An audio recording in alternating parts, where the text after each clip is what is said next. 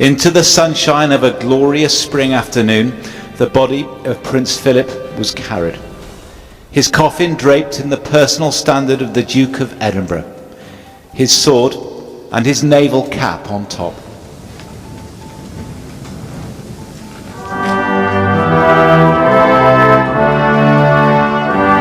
Then, in widow's black, the first public glimpse of his wife since her husband's death, the Queen's face, perhaps her emotions, hidden behind a mask that is the mark of our time.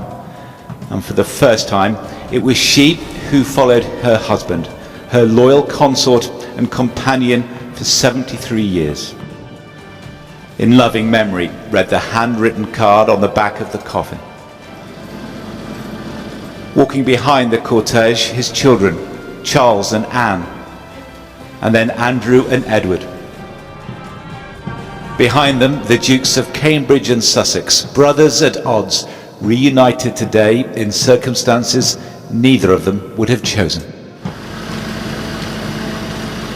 This was a ceremony confined within the walls of Windsor Castle, reduced in size but not diminished in meaning. A funeral to Philip's detailed design, down to the Land Rover he helped adapt to act as a hearse.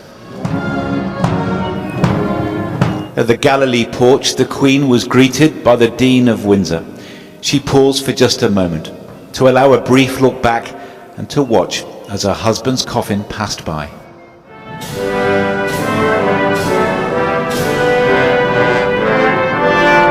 The cortege ended its brief journey at the steps of St. George's Chapel.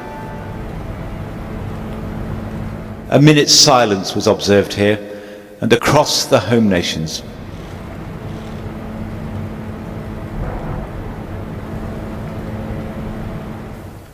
The Queen, alone with her grief, with her memories of a marriage and of a man she had known her entire adult life.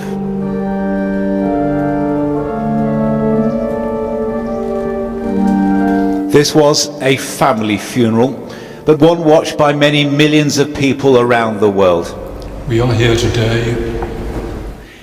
In keeping with royal tradition, there was no eulogy and no sermon, but every word chosen, every note of music evoked the Prince. We have been inspired by his unwavering loyalty to our Queen, by his service to the nation and the Commonwealth, by his courage, fortitude and faith. Eternal Father, strong to save, whose arm doth bind the restless way. The first hymn selected by Philip in memory of his naval career and in tribute to the sailors with whom he served in the Second World War. Oh, hear us when we cry to thee for those in peril on the sea. Through much of the service, the Queen sat, head bowed, in an isolation familiar to all those who have lost loved ones during the pandemic. We remember before thee this day Philip, Duke of Edinburgh, to the nation and Commonwealth, and for the courage and inspiration of his leadership. On Philip's orders there was little pomp or pageantry, except for this, the reading of his many honours. Lord High Admiral of the United Kingdom, one of Her Majesty's most honourable, husband of Her Most Excellent Majesty, Elizabeth II.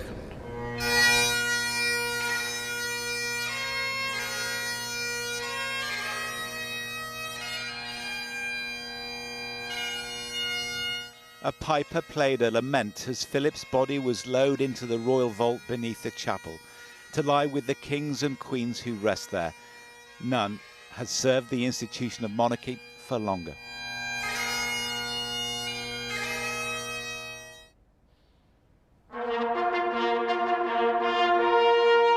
Then the Navy's call to arms, action stations.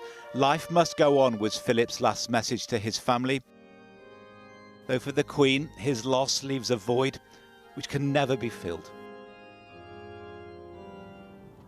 Back in the daylight, his son and heir to the throne put a handkerchief back in his pocket and seemed composed.